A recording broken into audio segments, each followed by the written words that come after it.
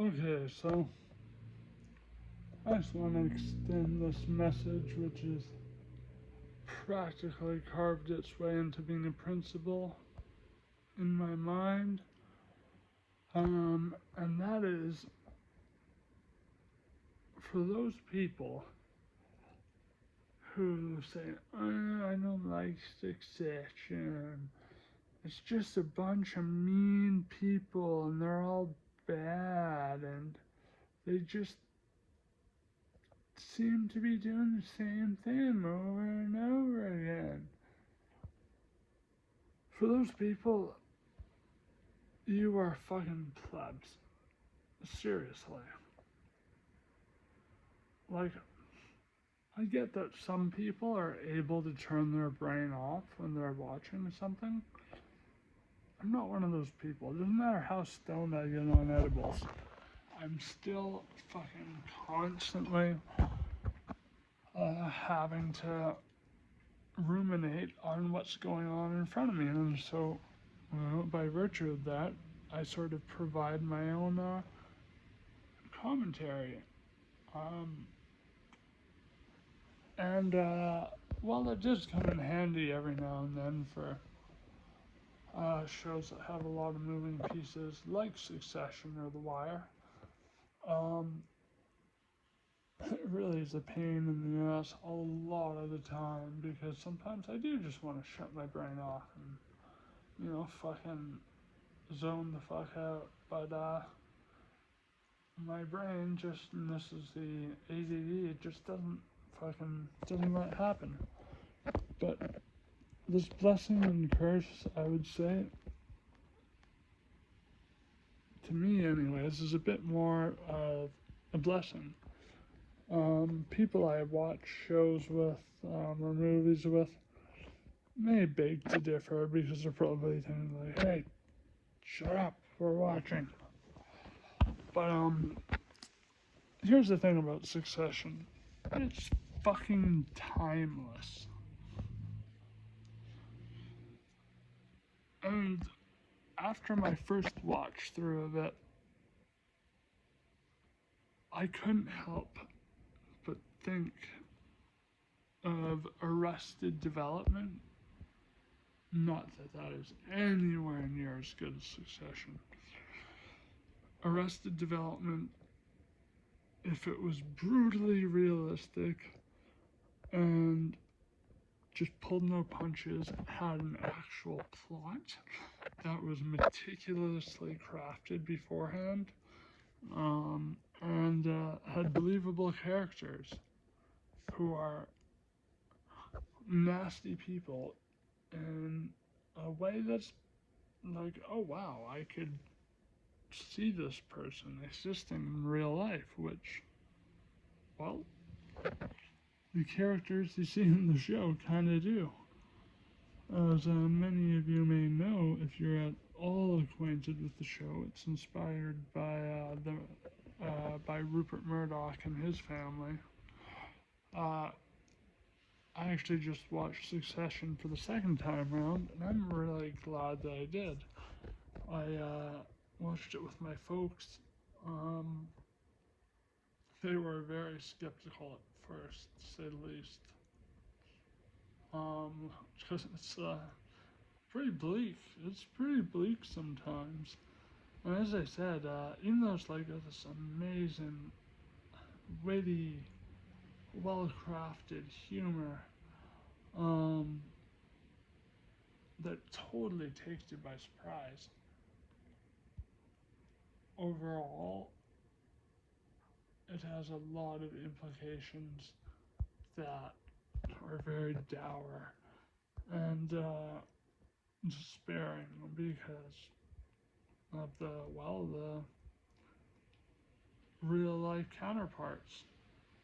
And I personally would say that having looked into the life of Rupert Murdoch and the succession with his children,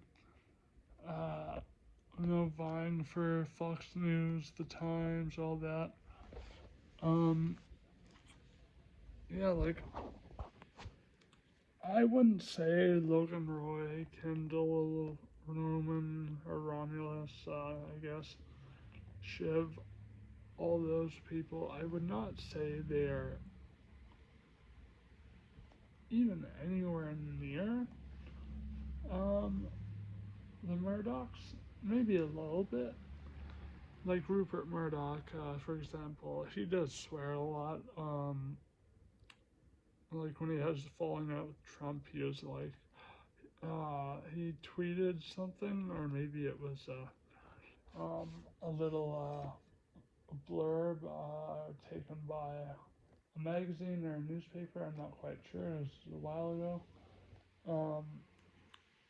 But he said regarding Trump, he was like, that old bitch can make his own way. My purse strings are tied the fuck shut.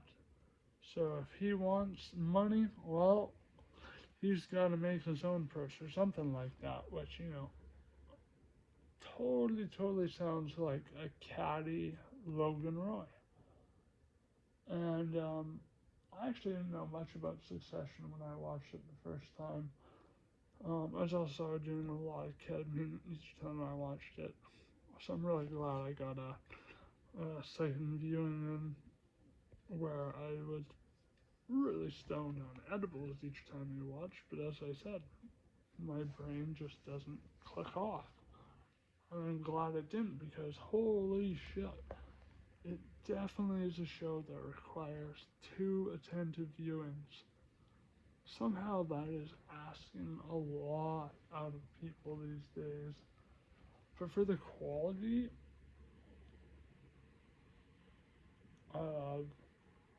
just all around the multifaceted quality, from the characters, the narrative, the way everything is like, chess pieces, moving around, resetting, etc. The directing, my God, the landscapes, that they find for the show, they're breathtaking. And of course, that theme song that I never tire of, because almost every time it's played, and it's, for the most part, like the only real song that's in the score for each episode. But they remix it every single time. It's iconic. And it's a very smart show. But it's not like, I would posit that it's not excessively hard to follow. I would say that's like maybe a little below the wire in terms of complexity. And for how dense it is, the humor makes up for that a great deal. It really is this palate cleanser in between various nasty debacles and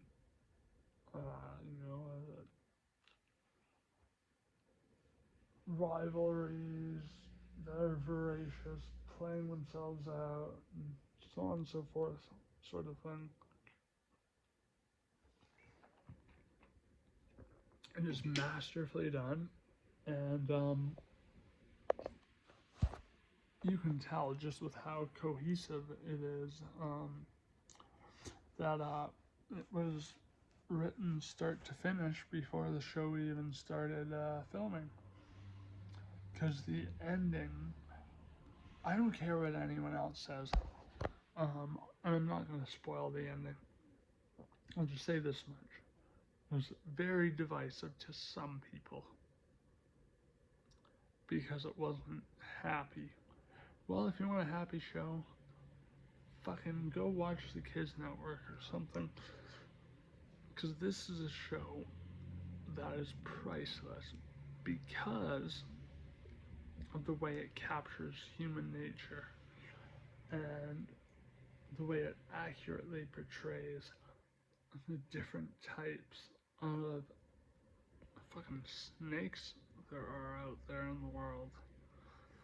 And yeah, the futility of trying to find autonomy when you're under the weight of not just what is essentially in the world of succession, like the world's biggest news empire, at least the U.S.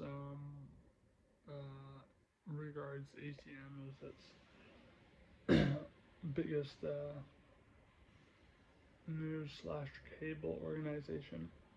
But anyways, yeah, like I was saying about Murdoch, it's not clear cut him and his kids. There are rough outlines there, but there are many other real life characters who inspire the people within the show. Like the Trumps, like the Schulzbergers, like the Redstones. But there's a very fascinating element to the show that gives it this very Shakespearean feel. And for those of you who have seen Shakespeare's more like brutal stuff, it's not far off from that. Like it really is unflinching, has all these, very well planned, but like these crazy whirlwind narrative tipping events or developments that just throw everything on its head. And I mean, yeah, like the ending I thought was perfect. I don't like happy media. I'm sorry, but actually no, I'm not sorry. I don't know why the fuck I'm apologizing. I mean, is it because I'm not a necessarily happy person? Yeah, I wouldn't say so. Ever since I got into reading, like really got into reading when I was about 14, and started writing not long after, I would always kind of quip that, no one shops for poetry that, dictates the lovely colors of a garden on a sunny day, and, the glow of a puppy's hair in the fucking sunshine. People don't want that, That's why Edgar Allan Poe was so fucking popular. Not that I'm dissing on Poe. Poe is fucking OG. And I think Poe should be mandatory reading in high schools. And not just the fucking Raven. I mean, like, Mask of the Red Death.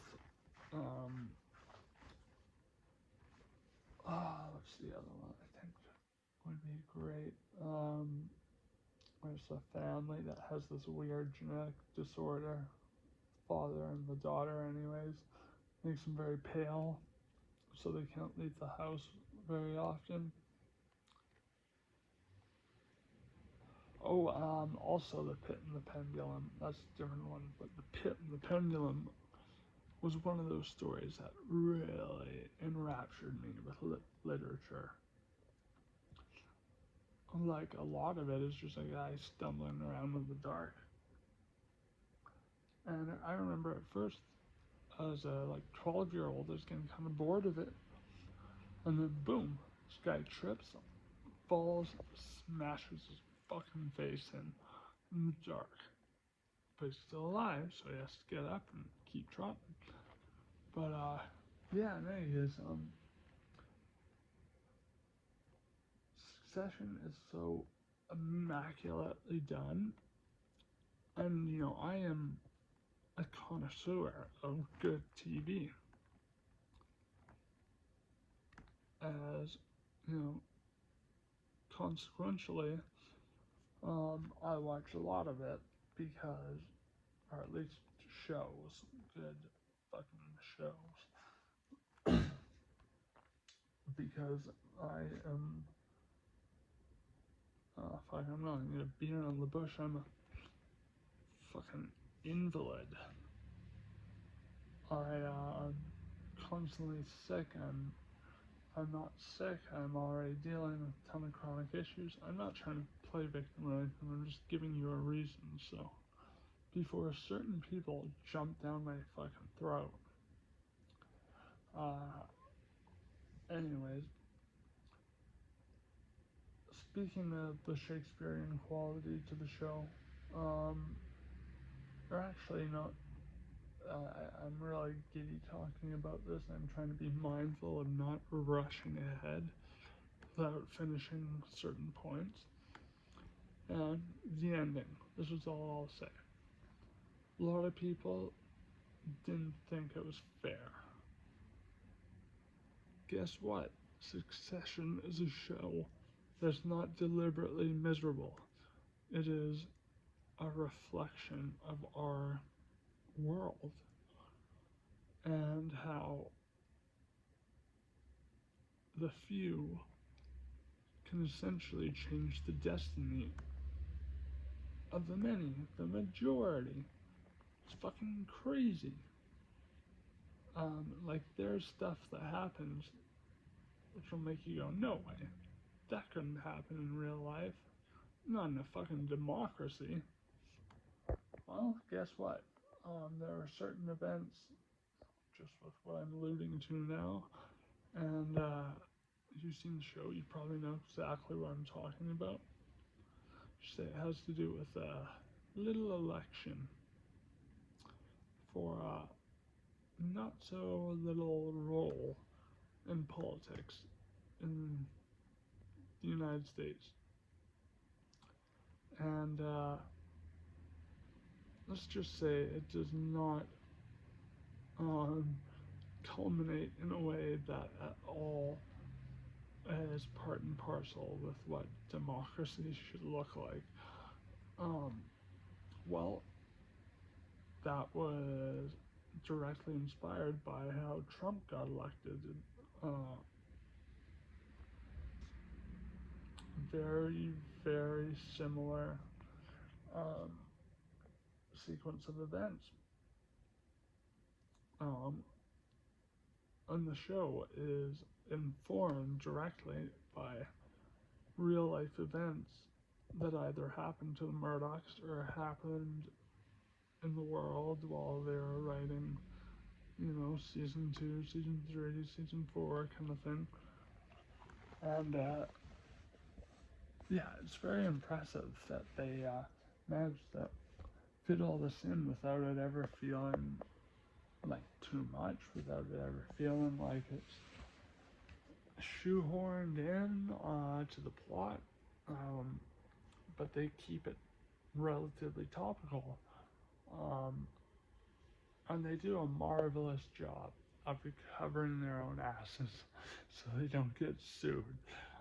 The showrunners, like, it's really quite impressive because if they didn't, change little nuances here and there, oh hell, fucking Murdoch, Trump, anyone who wanted to sue for libel could have probably taken a crack at them.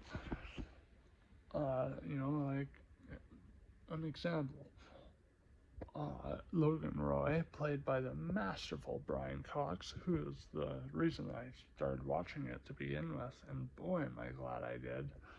It was interesting, I was watching him in Deadwood with my folks, another very Shakespearean TV show, or series, tomato, but Brian Cox isn't really a major player, and he didn't show up until last season as this kind of conniving, like insanely flamboyant troubadour, and his characters like unbelievably hilarious. But my God, Logan Roy, he knocked that shit out of the park. I cannot picture anyone else, filling his shoes to play that role. Um, and mind you, I am a little biased with Brian Cox. I'm a huge, huge fan of him. He is a real life thespian. He taught Shakespeare. There's an adorable video of him on YouTube teaching his grandson, who's like 2 years old, the whole, to be or not to be, by slings and arrows, etc., etc. Bit, and he's such a powerful actor, and when he yells, he howls, and he's just such a vile person in this show. I mean, most of the people in the show are vile, but what I got from the second watch around was an understanding of why they are also vile. Like Logan Roy, he's surrounded by yes men who just want his approval, who want handouts from him, and will never double cross him, at least not overtly. Will always agree with him, and so on and so forth, because he is the man with the power. And even though he's a complete piece of shit, his father, I'm not gonna lie,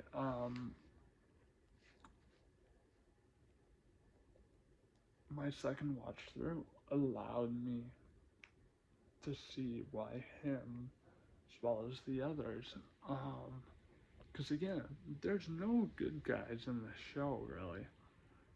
The one guy I thought was a good guy ended up being like one of the most despicable characters in the show. But that was largely because he kind of served as a stand-in for the audience, I think. And I'm not gonna say his name because I don't want to spoil it. If you watch it or you have seen it, you'll probably know who I'm talking about. He's kind of the Machiavelli of the show. He's just sort of a doofus at the beginning, and the Roys just take him around because he's an easy target. He's a punching bag for them. But then he starts to absorb their malicious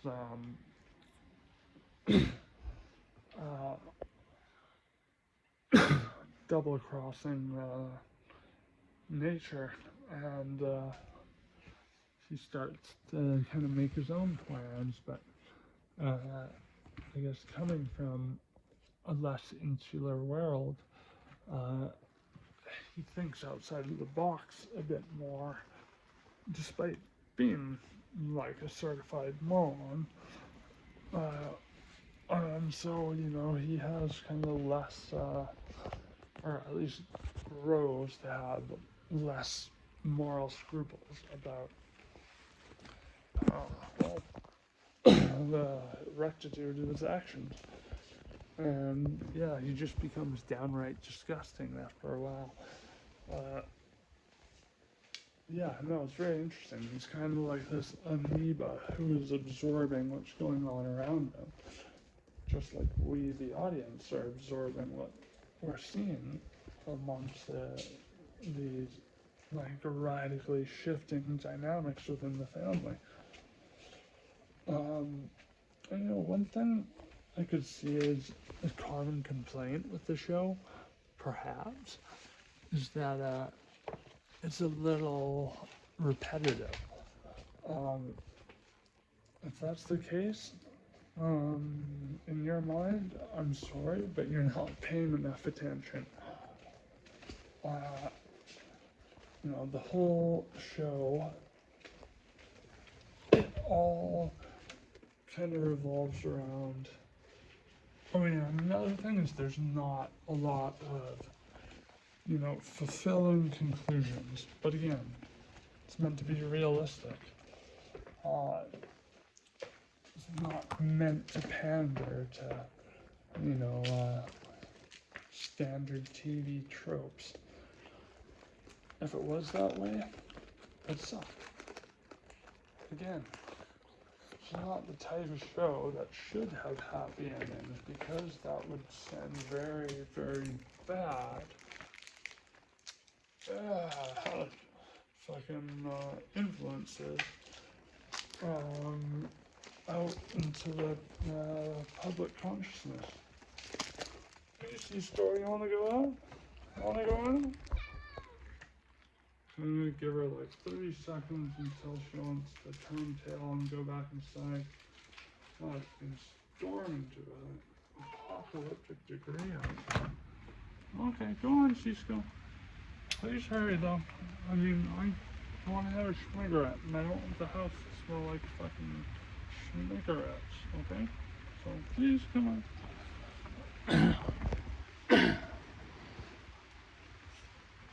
But yeah, I mean, like, the family in the show, particularly the kids, have all been very, very adeptly is the wrong word for sure, but they have been militaristically disciplined and groomed to be, the eponymous successors. Eponymous, is that the word I'm looking for? Cisco. Eponymous, titular. I think that's the word I'm looking for. Titular. Isn't that a great word?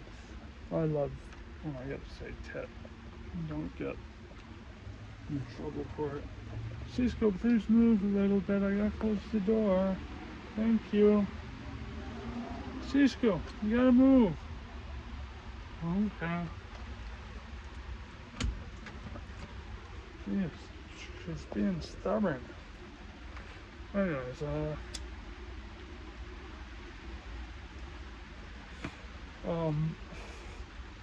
like the dad, like literally took at least one of the children, put him in a dog kennel when he was 4, put a leash around his neck, and tried to make him this like rabid killer, because the whole aim of his business is to kill,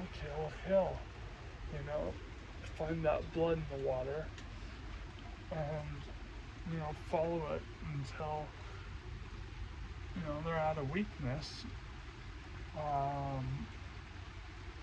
where whoever their adversary is at the time is just hemorrhaging blood from, but has done a great job of masking that with their media connections and their money and so on and so forth. But why I think there is something that really stands out about this show is that, say if it was a play 300, 500 years ago, Shakespeare type thing, I'm pretty sure we would have like the first film adaptation in like the 1930s. It would be like Citizen Kane, only Charles Foster Kane would be much more of an arrogant, rude, smug, but calculating motherfucker. I'm just saying something because, although they're two very different pieces of media. Citizen Kane is, you know, in my mind, a cautionary tale about how one full of youthful vigor and like real ambition and genuine, honest drive towards the field in which they are practicing. You know, and Citizen Kane, of course, is, you know, he's a newspaper mogul, and he wants to bring the truth to the people. But then he gets rich, he gets greedy, he becomes fat, blows all his relationships, you know, builds this massive castle called Xanadu to isolate himself from the world, and becomes a very embittered cynic. Whereas Logan Roy takes any negative feelings he may have and he spits it out like fucking a cobra into the face of either someone who's standing in his way or whoever just happens to be around them that he sees fit as incurring his wrath.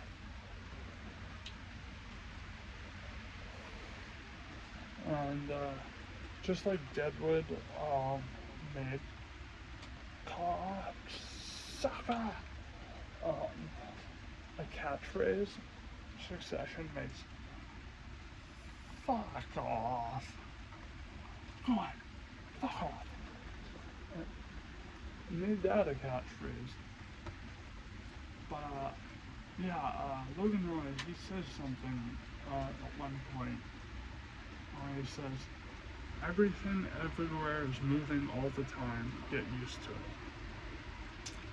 And that is what the show is all about. It's about the intangible nature of reality, yet, you know, if people live like kings and queens, and this is why I bring up the, I heavily keep leaning on the Shakespeare comparison, because these are like your contemporary kings and queens.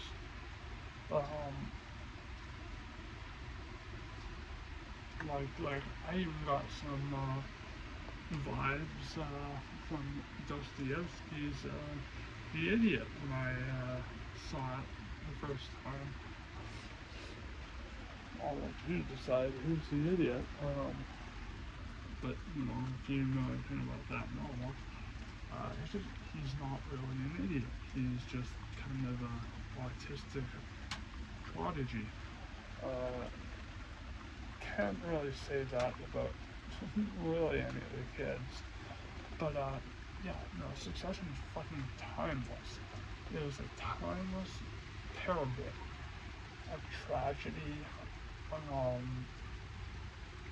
an educational experience, something that will have you laughing to the deepest, darkest parts of your gullet, and have you surprised that you actually laughed at that. You know, like there's this infamous exchange between Tom and Greg. The two characters who are like not family. Well, I mean, Greg is like, I think like a distant cousin or something who kind of weasels his way into the family. And Tom leans on him pretty heavily. Tom is no relation except he marries the daughter, and he is one of the executives at ATM.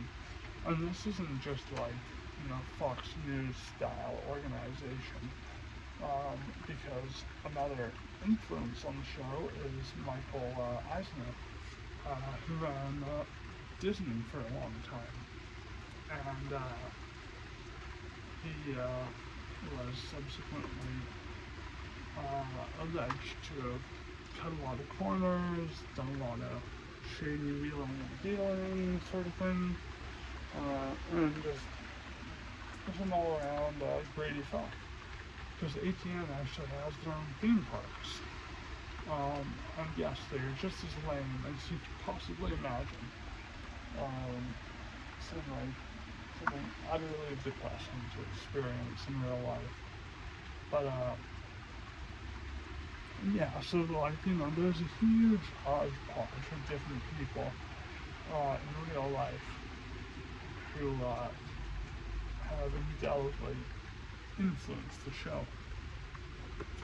But there's even like an Elon Musk style character played wonderfully by the so handsome Alexander Skarsgård, who I absolutely love the Skarsgårds. I think they are the cream of the crop as far as acting families go.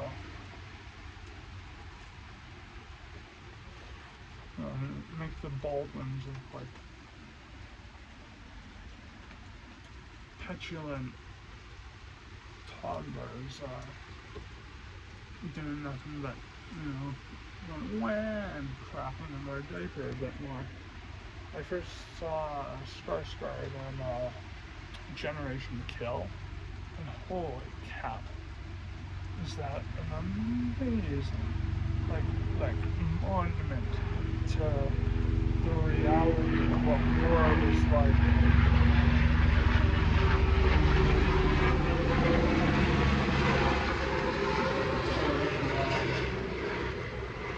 The first boots on the ground invasion of Baghdad during the last Gulf War. And it is said by veterans of that war and that specific, what's the word I'm looking for?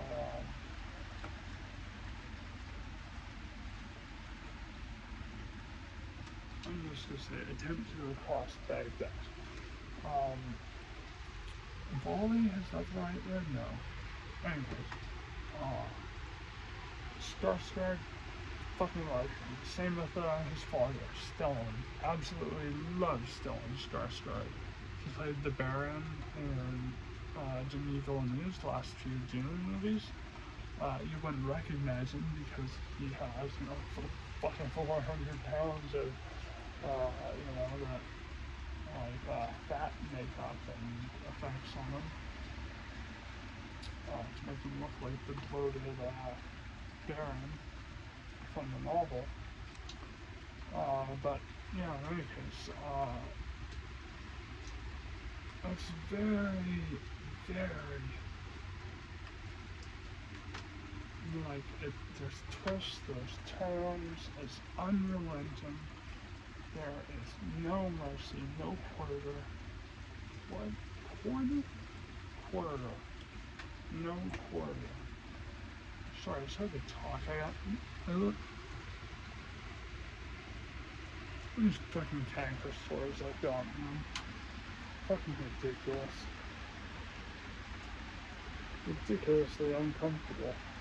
So yeah, if you're wondering why my speech is a little impeded, that's fucking why. So every time I try to talk, my tongue rubs up against my teeth, and it hurts like a motherfucker.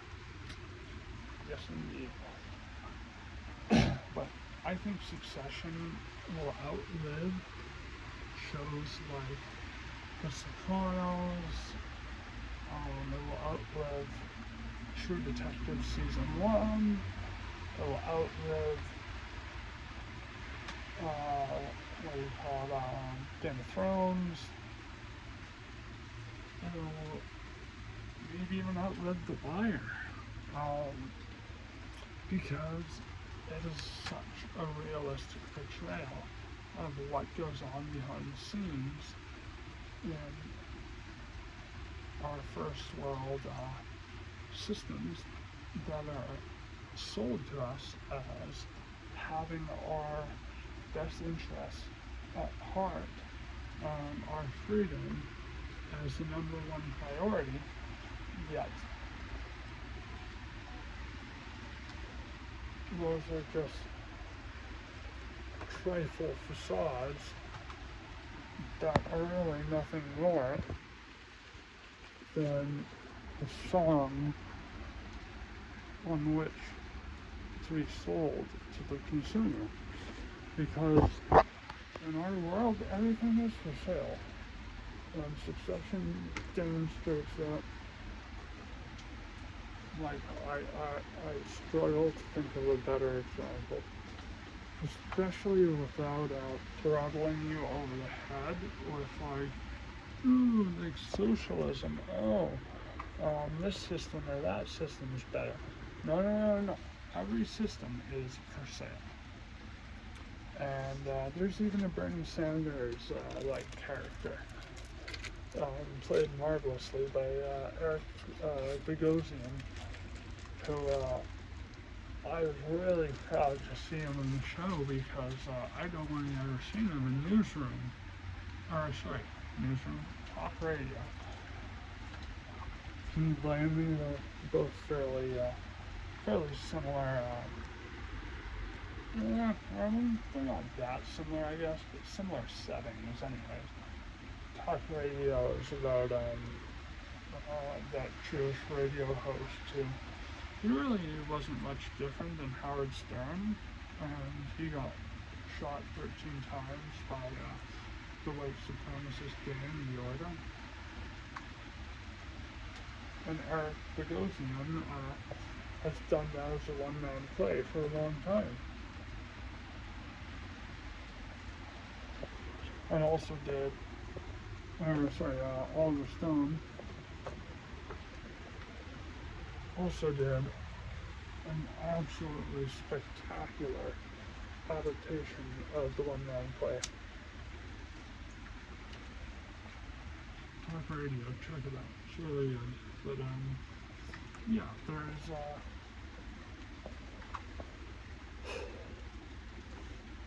a lot you can really learn, especially if you watch it a couple times, because even though my brain is always turned on and paying attention to what I'm seeing, like, there was so much I missed the first time around. And I think it is one of those shows that I'll probably watch, like, maybe max once a year. Probably like every few years, just to see if the worm's still turning, in terms of the very stark consistencies between real life and what's taking place in the show. Like when I watched it last time, it was so eerie, because Rupert Murdoch he was going through the final stages of the court proceeding that was actually ascertaining which one of his children would inherit his empire. And then, in addition, because of Murdoch's split with Trump and the lack of viability from just about any other Republican candidate and winning, the throne during the next upcoming elections in the States, which I think will probably be the last, regardless of what happens. Fox News, they've changed their tune a lot. And all these people, anchors who are saying, oh, Kamala Harris, she was just blah, blah, blah, blah, blah. Liberals, and, she was like, puppet master for sleepy Joe Biden and his empty head. Now they're trying to spin it like, oh, well, she said that she's a Reagan-era conservative or Republican. And she's a better choice for the Republican demographic than Trump, which is wild. It's wild. But especially to have that happen as I'm watching the show, and very similar things are transpiring within it. But it's the reason, just to wind back to tape a bit, the reason I think it will transcend the longevity of shows like The Sopranos and other HBO, like highly acclaimed classics, simple, timeless nature of it. Now, honestly, like look at the changes with each generation that's come out over the last 30 years. Do you think anyone's going to be watching The Sopranos in 20 years? I doubt it. And I'm not dunking on the show. I love it. I think The Sopranos is masterfully done in so many ways.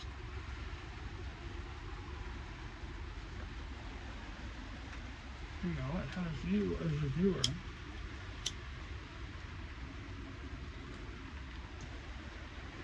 having to decide whether you're being conned by a sociopath or this monster really is just a vulnerable person who won't confront his own issues and issues within his family dynamic and so on and so forth.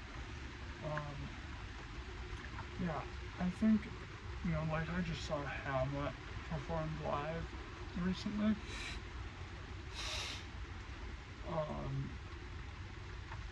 And I will admit, I'm not super duper versed in Shakespeare, but I do like the dark stuff, like Hamlet and Macbeth. But there is a lot in common between the two. And succession is also important, I think, because it is, as I said, a parable. It's a historical parable about what happens when, regardless of what economic, monetary,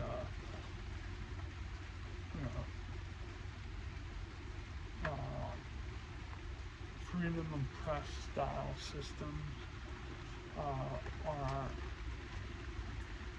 manifest in any given society, these same issues could happen regardless.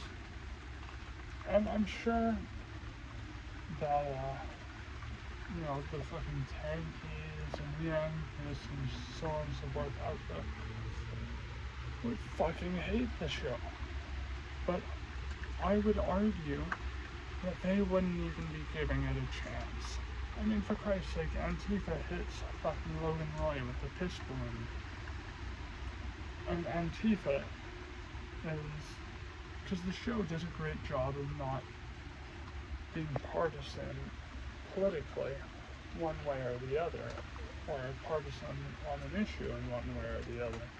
It does a phenomenal job of stitching things up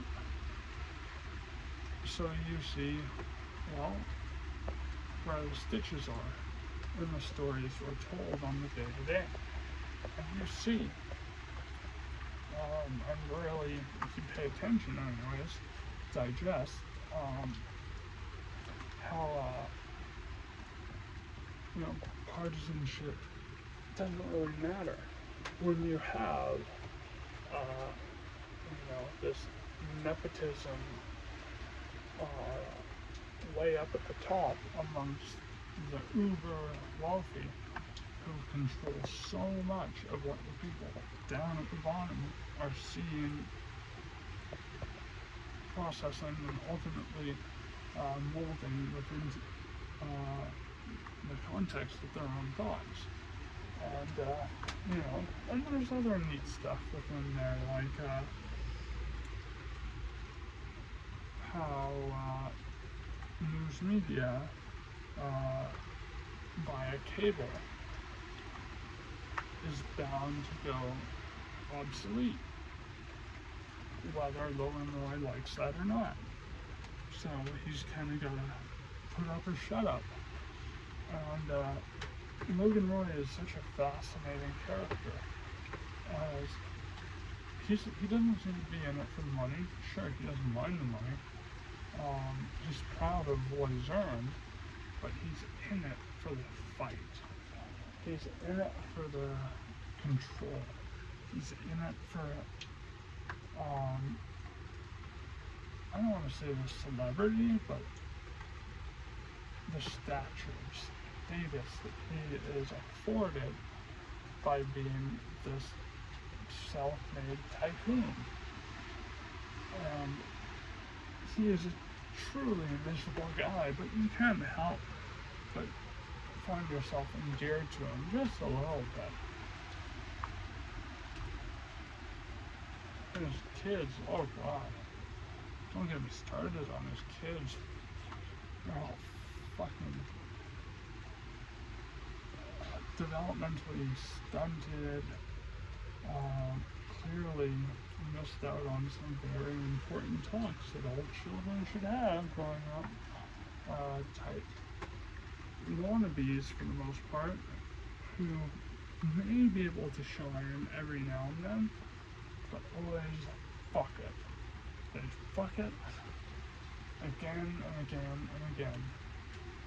You'll see Logan Roy going up to each one of his kids when he's alone with them, going, "You're my number one boy. You're my number one boy. You've always been number one." He does this when he wants something out of, whoever it may be, Connor, Shiv, Kendall, Roman, but he's clearly fed up with them, and there's also another fascinating element which I think adds so much to the character study of each member of this family, which is at any point they could just walk away. They don't have to play any part in the company. 250 mil they just receive, and they're cut out of anything that has to do with the ongoing developments, pertinent happenings within, like the critical decision making that's required to overcome hurdles, etc. All of that is really put on the back burner. Any kid who chooses to opt out, they receive a ton of money, but they're no longer a part of that unit that gives them some sense of fundamental meaning in a very fucked up way. Why? Because Logan groomed them, as I said, since a young age. There's this tremendous amount of pressure on each and every one of them. Like their father, they've learned to cope with their own insecurities by, reckless abandon, by taking out said insecurities on others, by lying pathologically, by, indulging in narcissistic traits, and so on. These are all things that make them chips off the old block. But unlike their father, they are not well-rounded people. Like their father says many times to their face, you are not serious people. Oftentimes following that up with, you are fucking morons. And yeah, it's something that I think the longer you wait to watch it, the less you're gonna get from it. Because as I said, you know, it was written season by season to have these topical nods to like real life players in Western society, people who have tremendous amount of sway over the public and public consensus and all that, without stepping on the toes of the narrative that's been in place since the very beginning of the show. So yeah. Thank you for listening and crating my fucking pants about why it's so goddamn good. And why, people who want something softer to watch, something more smooth brain, go watch some fucking cartoons or Coronation Street or whatever. I don't give a fuck. Just don't go around fucking spewing bile about this show when you haven't even given it a chance. And yes, it is one of those shows that may feel like it takes a couple episodes to get going, and oftentimes that's a deal breaker for people these days. I think that's outrageously stupid if you know going in that, it's worth a little bit of patience, and that patience will pay off. But I wouldn't say that's necessarily true. Like, I was hooked from episode 1. Yeah. It is superb. The acting, as I said, set locations, all these elements of minutia make for a daunting, vulgar, black and cold, humor-fueled ride through the underbelly of the ultra elites and their quest to acquire more and more. And one thing I've heard that's a common complaint from people is that, this thing I wanted to happen didn't happen, which ties into the weirdly controversial ending.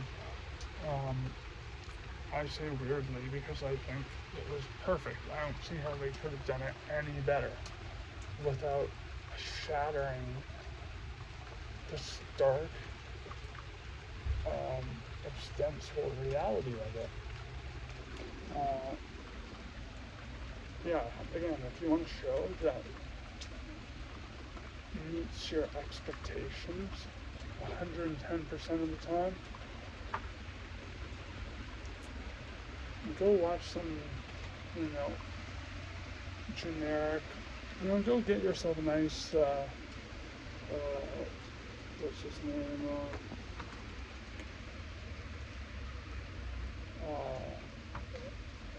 who's that dude, I'm not remembering his name, Steven Seagal. Go get yourself a nice Steven Seagal flick. Bask in the stupidity. Nothing wrong with that, but I dare you to challenge yourself. Because if you pay attention and you form your own conclusions as it goes, I guarantee those conclusions will have some application down the road. Because, again, there is so much that is relevant about the show to our world today.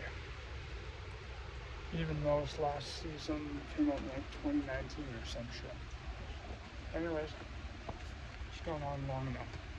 Bye.